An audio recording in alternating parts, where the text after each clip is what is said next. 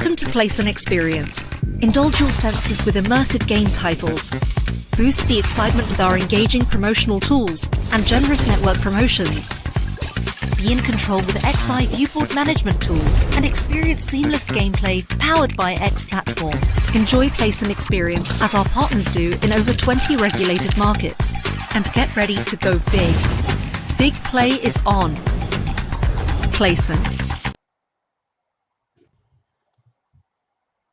There you go. We are live and welcome back to another episode of your Next.io weekly news with myself, Conor Mulhare, and of course, the one and only, my wonderful co-host, the always smiling Mr. Nico Jansen. Nico, how are you, brother?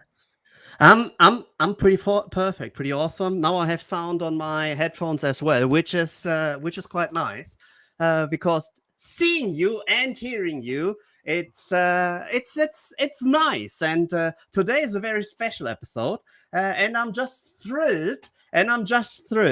To being joined by one of the leading lawyers or leading experts on that topic as well. But how are you?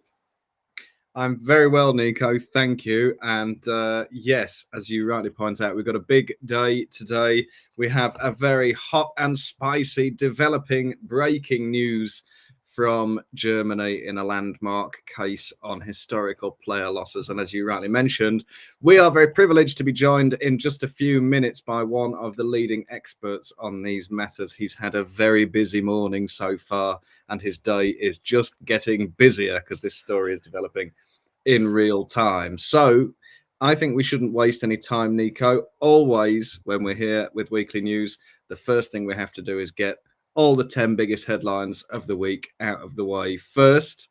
That is, of course, your famous 10 in 5. So stay tuned for our leading expert in just a few minutes. But first, it's Nico Jansen with his 10 in 5. Take it away. Okay. Thank you. So UK's top soccer leagues adopt new code of conduct for betting deals. English football will adopt the new code of conduct on gambling-related agreements.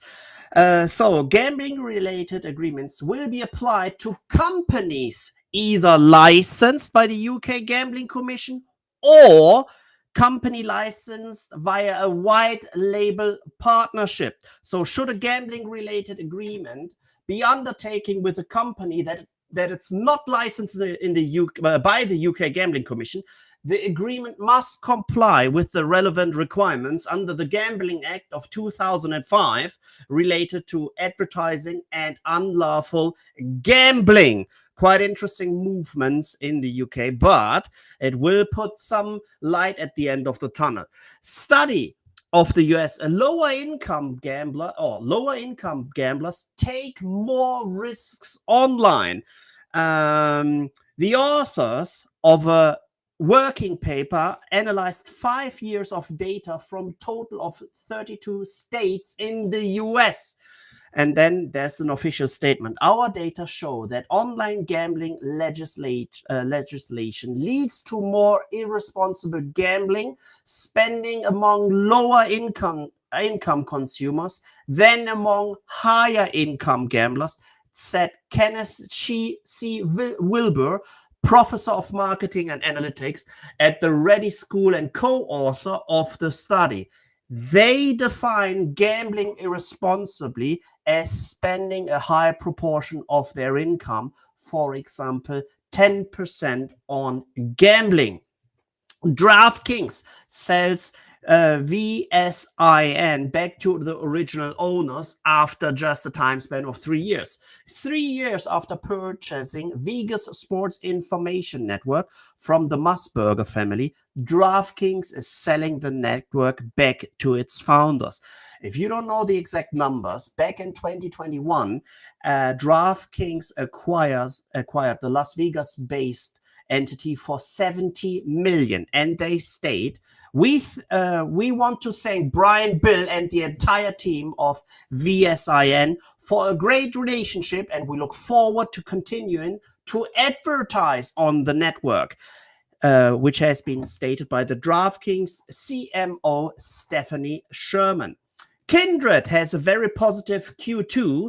They published Q2 financials and declared a total revenue of 7 So a total increase of 7% year on year to 27.6 million in Q2, with improvements seen in B2C and B2B operations in comparison to the same previous year. Official statement reads as follows.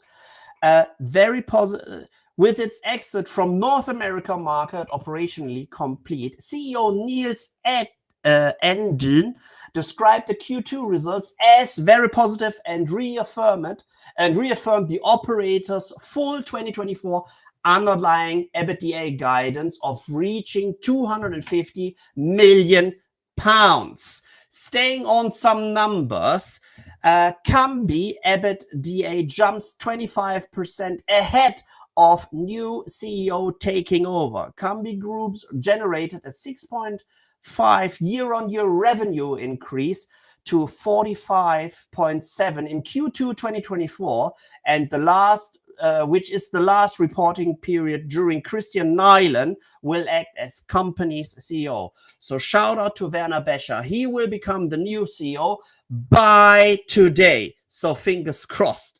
Las Vegas Sands announced a net revenue of 2.76 billion for Q2 2024.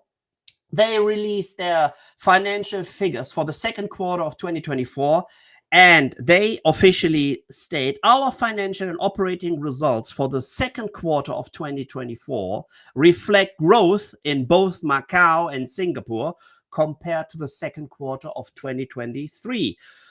Which Robert Goldstein said, and he's the CEO of Las Vegas Sands. Heading over to the US, there are some movements in the casino, the retail casinos projects of New York, as prominent New York lawmakers speak out against Wynn's Hudson Yards casino plan. Two state legislators representing Manhattan's West Side are opposing Wynn's plan to erect a glittering casino at the Hudson Yards near the High Line. Tony Simeone and Deborah Glick will serve on the 6 members local panel, so 1/3, whose job will be to vote on whether to recommend the proposed casino to state officials or not. Then another interesting news, as ex-NYC official argues Mohegan Sun tragedy should disqualify operator from downstate casino. A former New York executive is urging Governor Katie Hochul to reject Mohegan Gaming's application for a downstate casino license after his son unfortunately died at Mohegan Sun in Connecticut due to an alleged neglect of the casino staff. So some movement in New York as well. Then US legislators craft model legislation to promote online gambling legislation. The National Council of Legislators from Gaming States, NCLGS, is developing a model legislation, so a blueprint to aid US lawmakers in passing legal online gambling bills, aiming to provide a comprehensive framework for states by 2025. The draft suggests a 15 to 25 tax rate compared to the current average of 19 in 7 legal US states. So slots and gaming might become reality by 2025. And last but not least, and our cliffhangers, German courts backs the regulators claim GGL in favor of gambling streaming ban. Overseas content streamers could be banned for promoting unlicensed gambling services to German audiences after a decision by the Saxony-Anhalt Higher Court Administrative Court. As per court statement, the use is covered by the principle of territoriality under an international law, as the content created in German is aimed at the German-speaking area. It is therefore mainly addressed to viewers who access the streaming content from Germany, and that's why they can be banned as well, based on a court decision. And as already said and mentioned by you, we will now be joined by one of the leading gaming lawyers representing also the IMGL, which is the International Union of Gaming Lawyers. And I'm very, very happy that just after a press release of today, and be assured that his timeline and his agenda is packed, but as a good friend of mine, he is, of course, able to join us and to discuss the latest and greatest of a German court case being handed over to the European Court of Justice. And let us all welcome the great Dr. Jörg Hofmann, partner of Melchers Law. Well done, Nico. And here he is. Jörg, welcome to the stream. How are you? Good afternoon. Thank you very much, Connor. I'm very well, and I hope all of you are doing well too. We certainly are. We're having a great afternoon. Nico's done a fabulous job of his 10 in 5. Only took him about 11 minutes today, so that's pretty good for him, actually. So, like Nico said, you've got a very busy schedule today. You've got a lot on your plate and lots to discuss around this case. I think operators right across Europe are probably watching this case very closely. Do you want to give us a bit of an overview of what's actually happened this morning and kind of what's brought us to this point? Yes, happy to do so. Maybe in a nutshell, just what's behind it. Today, the Federal Court of Justice in Germany, the Bundesgerichtshof, issued a press announcement informing that the Federal Court itself is going to refer questions of reimbursement for losses from illegal or non-authorized sports betting operations in Germany to the European Court of Justice. That's a very important step for the development. We've seen these phenomenon of player claims in Germany for a couple of years now. It's the same issue as with Austria, and it's coming up in the Netherlands. The plaintiffs usually argue just because the sports betting operator had no license back in that time provided by a German authority, the underlying agreements between the players, the punters, and the operators were null and void, meaning if there are any losses, they have to be repaid to the punter. And we have these same situation with casino games as well, and it goes back for a long time because in Germany, first licenses for sports betting were granted in October 2020, and later, after July 2021, first licenses were granted for casino games, which we call virtual slot machine games now. You can imagine it's a lot of money involved here, and a lot is at stake. The Bundesgerichtshof, Federal Court of Justice, is dealing with a couple of cases regarding losses with online casinos and sports betting as well. Recently, there was an indicative order published by this court, issuing sort of a legal opinion of this court, which could be subject to a decision. This case ended then because the parties tried to find a settlement, did it successfully. So we had no decision in that case. But now the most recent case deals with a sports betting operator whose player sued them, wanted the losses being paid back, and the court says, well, here it could matter that this sports betting operator took part in a license tender application proceeding in 2012. You may remember the state of Hesse, on behalf of all German lenders, they conducted such a tender. In the old days, they wanted to grant exactly a maximum of 20 licenses to applicants, so they had to decide and make a selection later. And this proceeding collapsed completely after 2 years and could never be finished just because it was deemed not in line with higher ranking European Union law, in particular the freedom of services. You may recall later the INSE case of the European Court of Justice, I think it was in 2016, February, when the court says we have to suspend criminal prohibition and criminal sanctions and interdictions based on administrative law, just because the German regulation and this proceeding is an infringement of the freedom of services. It was so because it was not transparent. Also, the fixed amount of 20, why 21 or 31 or 1 could not be justified, and there was a de facto monopoly of the state in these days because the German state was offering sports betting. The court says if you require a German license for a private competition and you do not provide a proceeding that is legally okay for the operator, not infringing European Union law, then you cannot prohibit these actions. And so we waited until 2020, and the time in between is at stake. This player here, he plays stakes, I think, from 2013 until 2020, so exactly the pre-licensing period in Germany. And the question is, the only question here is, did this operator require a German license, or would it be sufficient to say, well, he operated under a Maltese license, so a European Union member state granted that license, and just because our system was infringing European Union law, it could be an issue. So probably this specific case has to be treated differently to what usually happens if you look at the prohibition and an infringement. And it is a major step for the Federal Court of Justice, because I think it was time for many, many years to transfer one of these cases and other cases, always dealing with the compliance of operators based in Malta, based across the European Union, to the ECJ. And the courts, the judges, they ignored it from time to time.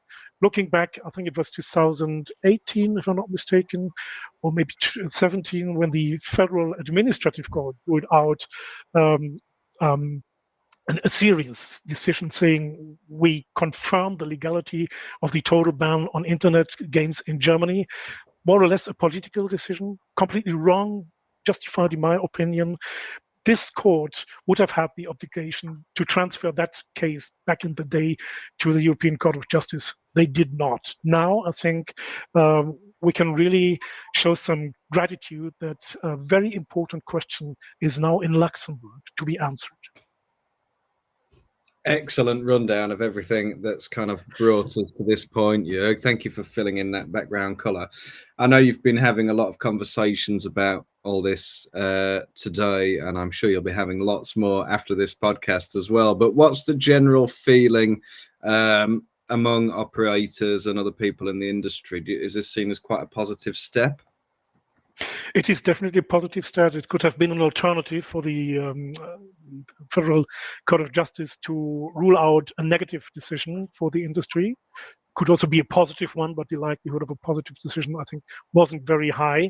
I think that the court itself did not really understand what's behind this system of licensing, of operating the player claims. They always try to protect consumers, which I think is a good approach to do so. But here are some details that needs to be considered, in my opinion. The court could do better. But the industry, that's your question. First of all, everybody has to digest what's happening. And it is too early to make to give an outlook, because what we need to see is the questions, the detailed questions referred to the ECJ. Then we can see the scope of what the possible answer and decision of the ECJ, if it accepts to take this case, which I assume is more than likely, will be. So at this point, we only know it's about, did we need a German license, or was it fine to operate under the European license? In these days, on the German regulatory system and the license standard or proceedings were either not existing or an infringement of European Union law.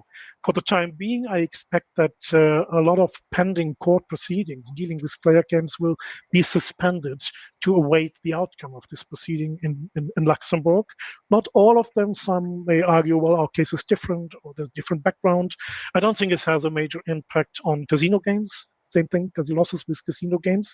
But there are so many aspects that needs to be considered, and it wouldn't be a serious approach to try to give an overview of what's going on within the next days. I personally assume for the time being, things will be going on for a while. And then maybe in 1.5 years, 2 years' time, we will know more how the court will decide. And this will have an indication on cases like the one who is about to be decided. There are numerous variations, different constellations, which may probably not be covered by this sort of jurisprudence. Yeah.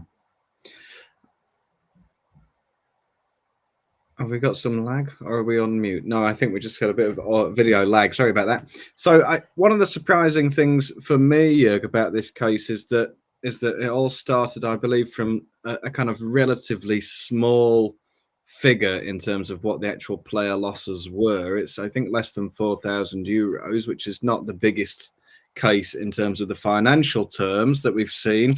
But I suppose it has a kind of broader, almost symbolic significance. And once we get a ruling on this, are we expecting for similar rulings to then take effect across all these? Because there's so many different player losses cases that are ongoing across Europe. Right. Yeah, Conor, it's a good question, because you may think, well, if it's below €4,000 and that's the case, why bringing this up to the highest court, civil court in Germany? But the value dispute doesn't matter. It could be €1, or not €1, but maybe let's say it's €1,000 or $1 million. The legal question behind it, that's what counts. That's what matters. And this case represents many cases. There are similar cases. So all in all, we're talking about a serious amount of money. That's why for the court, as long as it's been lifted up to the highest instance, it's a legal case, not a commercial case. I see. Nico, of course, Germany is your home country and the place you spend most of your time. What's your reaction to what's gone on this morning, and what kind of questions have you got for Jörg about this? So first of all, it's quite interesting because that has also been the talk of town while being at the IGB conference in Amsterdam as well, as there's a signaling result which also the lawyers in the Netherlands are looking forward to, because as of now none of these player claims has been taken to the level of European Court of Justice, and it's the very first time, and that's why each and everybody, as Jörg already mentioned, is eyeing just on this specific outcome, as this will literally be a significant outcome to each and every localized player claim, which obviously has become a very big business, as there are also legal companies being involved, just buying these player claims from the players just for a certain amount, and then just going to court to fight the operators and getting the claims back. This also involves Bill 55 in Malta, which actually tried to protect the Maltese licensed operators, but with the ruling of the European Court of Justice, also Bill 55 might collapse as well. So the significance of this specific ruling, which will be upcoming in the next 1 or 2 years, will change the landscape pretty much of our European gaming space. And that's why it's so significant. And once again, thanks for your time, Jörg. I'm pretty sure your phone doesn't still, and I'm pretty sure your mobile is on silent. And thanks for just taking my call just 2 hours back. But it's pretty nice. And as you already mentioned, as of now, there's just a press release, so we don't know the details yet, which the European Court of Justice might decide on, but it will be thrilling times. And one thing is for sure, Jörg, you will not run out of business within the next period of time. That never happened, and hopefully will not happen. It was a pleasure as always. You're more than welcome, Nico. Happy to serve. Okay, perfect. Is there anything else, Connor, you wanna drop on Jörg? Well, I'd be interested to know if you have any experience with this in the past, whether there's any kind of timeline. I mean, Nico, you said 1 or 2 years. Is there scope for this to drag on for even longer? I take it there are no more courts that it can go up to, so it should be dealt with once and for all. But how long do past cases So suggest that might take? my guess for the proceeding with the ECJ would be 17 months. You can place a bet. You may win or lose, but this is something which is a realistic average experience. It could be, of course, it could be faster, because from time to time the court was dealing with similar questions, but that's my average. Let's say between 1.5 and 1 year, if not sooner. I'm 1.5 gonna and 2 years, if not sooner. I'm gonna take the over on 17 months. Nico, will you take the under? We'll have €5 on it. No. You can't push me into the undercard this time. So we're dealing with a court, with an European court, and I would go even longer for more than 2 years. So you can go on the undercard of more than 24 months. Okay, I'll take the under on 24. That's fine. Well, this is definitely a case we're going to keep our eyes on. And Jörg, I hope you'll come back and join us again next time we get an update on this. It's always interesting to keep up with the German market. It's a unique market, to say the very least. But thank you so much for joining us today and sharing all that really insightful information with us. We appreciate it. Thanks, guys, and everybody enjoy your weekend. Thanks, Cheers. Jörg. You too. Thanks, Jörg. There you go, Nico. It's always best, if you can, just to ask an expert. Why should I mumble through and try and work out all this legalese when we've got one of the world's leading experts on German gambling just right there with us to help us make sense of all this? What a great guy, and really clearly lays out some of the things that have led to this decision today, and where we might go next. I mean, what do you think? Jörg said the reaction from the industry is pretty positive. He sees it as a positive step. Does this give you hope, optimism for the future of the German market? Yes, it actually does, because this specific case is quite unique, because the operator we're talking about always applied and handed in applications to each and every possible licensing regime. So that actually makes the case so unique. The operator in this case could not have done anything else to apply for a German license. And as said, this just makes this case very unique. They handed in the first application by 2012, obviously, and as Jörg pointed out, this overall licensing regime was violating European law, as the regulator actually limited the total amount of licenses to 20, and then it was like, okay, why just 20? Why not 21? Why not 18? So it was very, very interesting, but it will be the overall result will affect the overall landscape in Germany significantly, either to the good or the bad way. Yeah, there you go. Well, I don't think I have anything to add. I think Jörg spelled it all out for us. So unless we have anything else to talk about, maybe we keep it short and sweet today, Nico, because we've only got as much information as we've got, like you say. Yeah. Just that first press release out so far. So as soon as we know more, you'll know more, the listeners, because we'll be here for you, and we'll get Jörg back on to explain all the difficult bits.